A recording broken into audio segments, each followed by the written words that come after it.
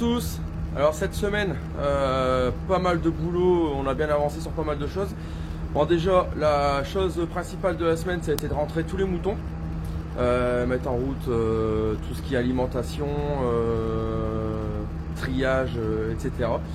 Donc ça c'est fait, on a tout rentré et c'est super parce qu'on a vraiment du mauvais temps depuis quelques jours avec du froid et de l'humidité, des giboulées, etc. On a 2 degrés ce matin, donc c'est pas plus mal qu'elle soit enfin à l'abri. Donc ça, moi je me suis occupé de commencer à laver le bâtiment Vaux puisque ça commence à se vider. Et Pierre a fait pas mal de lavage de matériel avec le lavage complet du T154 et du chargeur, nettoyage complet. Nettoyage complet de la tonne à lisier, nettoyage complet du T154 rouge qui est devant la tonne à lisier. Voilà, on peut le voir là-bas. Et il avait encore un peu de temps à perdre, il s'est commencé à attaquer ce fameux enfouisseur qu'on va reconditionner. Voilà, on a commencé à démonter un petit peu les éléments là en bas. Les éléments gris, on va tout virer, on va garder le châssis, on va garder le broyeur, récupérer ce qu'on peut. Et on va refaire un châssis pour faire un enfouisseur à dents. Mais bon, ça ce sera l'objet d'une autre vidéo. Je vais juste vous dire un petit peu sur quoi on avait avancé cette semaine. Et on va se concentrer dans la vidéo sur tout ce qui est moutons, rentrée des moutons et début d'alimentation. Voilà, on regarde ça après le générique.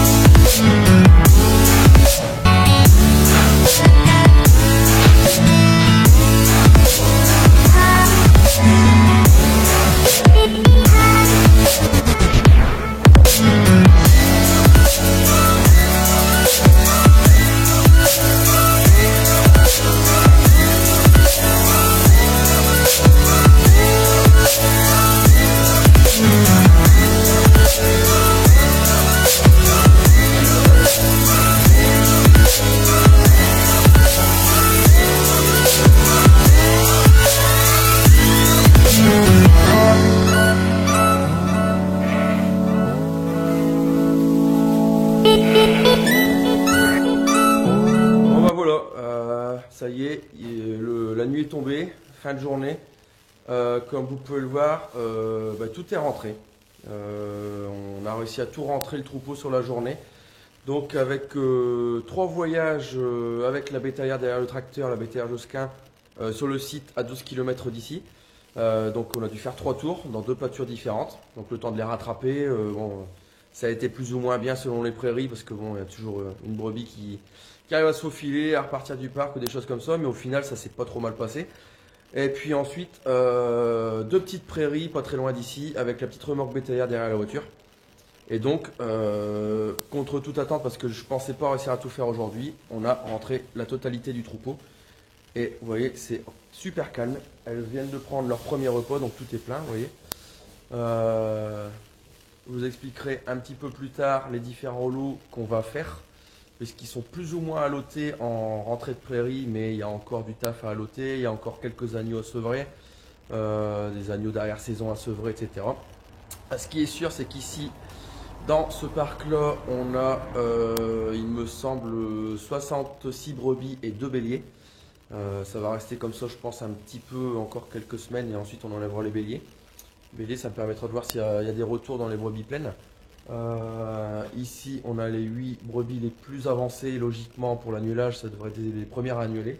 Et ensuite, dans le grand parc, c'est un peu du tout venant. Il y a le jeune bélier que j'ai acheté, avec tout le reste des brebis qui n'étaient pas pleines, qui étaient donc au bélier dans une prairie. Avec encore, il y a encore quelques agneaux de ça. Bon, c'est un peu tout ce qui est arrière-saison de ça, donc un peu du tout venant. Voilà. Donc là, elles ont pris leur premier repas. On voit pas bien parce que dans la bergerie, il n'y a pas trop de lumière. C'est un peu l'inconvénient. Donc elles ont pris leur premier repas. Alors, on peut voir que voilà, on a entamé un ballot d'enrubanage. Premier repas, ce sera uniquement de l'enrubanage et on commence les concentrer à partir de demain matin à faible dose et on augmentera petit à petit sur 8-10 jours pour faire une transition. Voilà. Alors, voilà. Si on peut le voir, je vous montrerai un peu plus quand il fera clair et je vous filmerai un petit peu quand je ferai le boulot. C'est un fourrage d'excellente qualité, ça sent le tabac, ça m'a l'air d'être un superbe produit et ça va vraiment le faire. Voilà. On regarde un petit peu, c'est super calme. Elles viennent de rentrer aujourd'hui, elles se sont retrouvées. Pas de bagarre pour l'instant, tout se passe bien. Voilà. Bon écoutez, je vous laisse là-dessus pour ce soir et on se retrouve demain matin pour commencer la ration hivernale. Je vous expliquerai tout ça. Allez, on continue.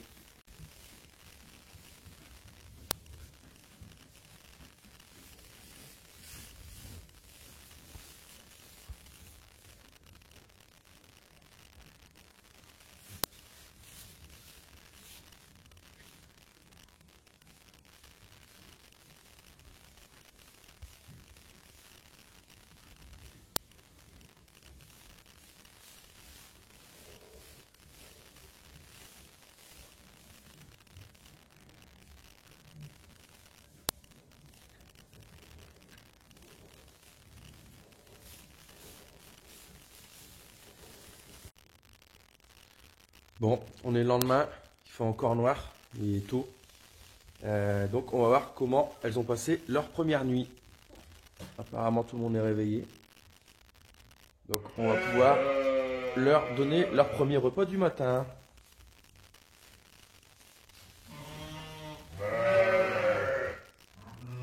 Moi je pense que là ça va pas tarder à crier. Elles vont avoir faim. Allez, on s'occupe de ça. Bon voilà. Elles sont tous alignées. Prennent le premier repas de concentré de la saison hivernale. Idem ici. Ouais. Elles sont toutes alignées à loge. Alors, premier repas, on démarre light. 200 g d'avoine par brebis et dans une demi-heure, on va remplir les auges d'enrubanage pour faire une transition. Enrubanage de prairie. Elles sortent des prairies de 6 mois de prairie. Donc leur estomac, leur microbisme est prévu pour ingérer, assimiler, dégrader et digérer de l'herbe. Donc on fait une transition donc, avec dans un premier temps une ration pendant à peu près 8 jours où est-ce qu'on va commencer petit à petit les céréales, les granulés et tout en mettant beaucoup de foin d'enrubanage qui est de l'herbe, tout comme ce qu'elles ont mangé en prairie. Tout simplement pour que leur flore intestinale, elle se prépare petit à petit, jour après jour, à dégrader les céréales et avec une complémentation, enfin une base de toujours d'herbe. Voilà. Donc c'est vraiment, il n'y a pas beaucoup plus naturel parce que c'est des céréales quasiment de la ferme, enfin de chez le voisin, et tous des produits naturels et de l'herbe, tout simplement. Voilà, tout simplement. Comme vous pouvez le voir, il va falloir que je réadapte un petit peu mes lots parce que elles sont grosses, elles sont en gestation, elles sont en laine. Donc j'ai vu un petit peu trop large.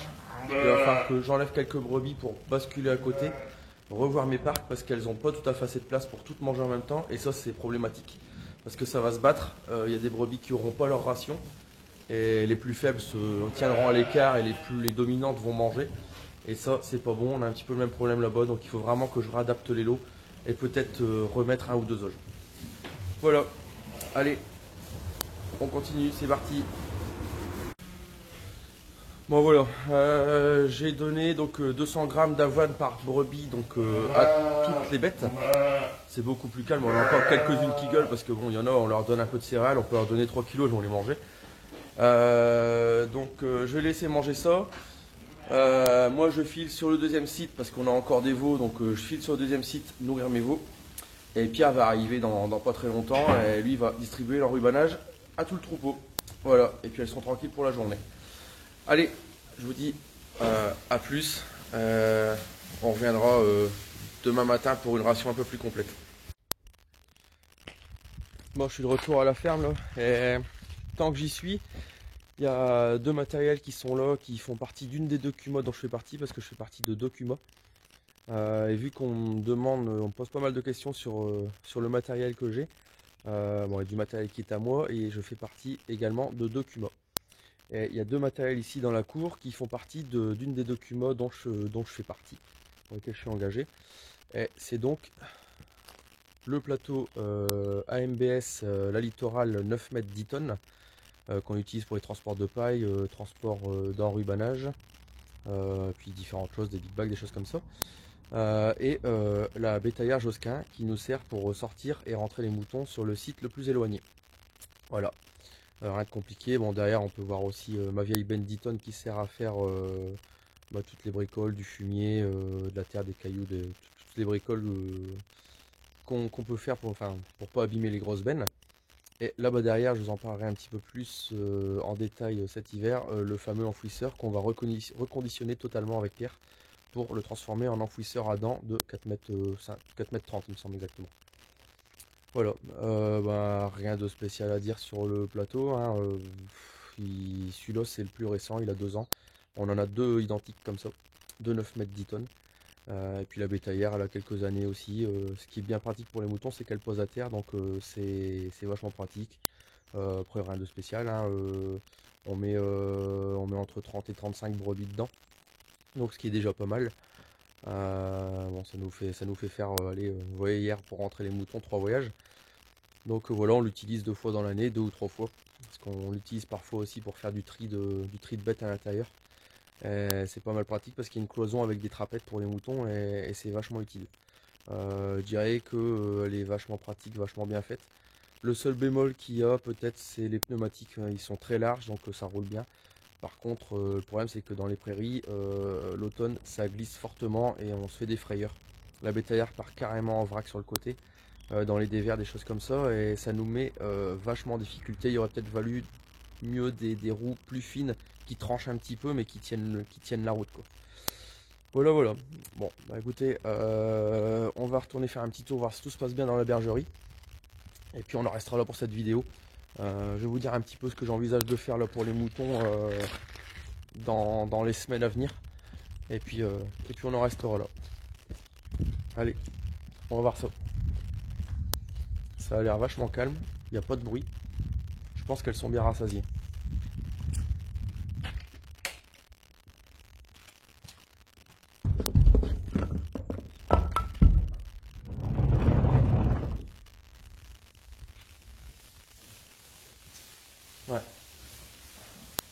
c'est calme.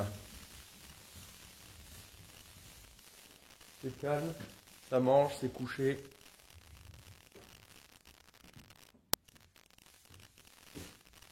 Tout va pour le mieux.